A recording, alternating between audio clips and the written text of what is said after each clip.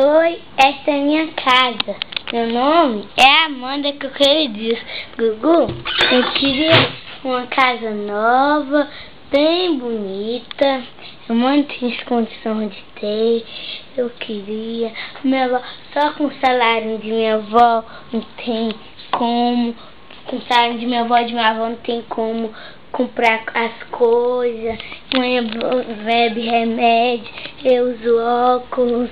Aí meu pai separado de minha mãe. Gugu, realiza esse sonho que eu tenho, por favor. Eu tenho um sonho desde pequeno. Por favor, Gugu. Te amo, Gugu. Você é muito especial. Realiza sonhos de qualquer pessoa. Aqui é o muro de minha casa. Ali é uma cozinha que minha mãe começou a construir, aí não terminou. Aí eu acho que não tem culpa não, né? Essa sim é uma casa minha. Ó, aqui é minha casa, esse é o muro de minha casa, que minha mãe comprou, né? Que dá uma casa também, só que ela não vai poder construir aqui, porque fica muito difícil pra ela uma casa.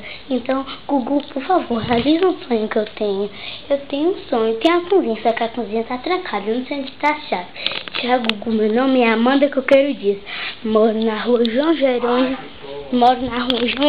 de Souza, número 138. E aqui é minha rua, que é a moto de meu irmão, que é a rua que eu moro. Rua João Jerônimo de Souza, a rua que eu moro.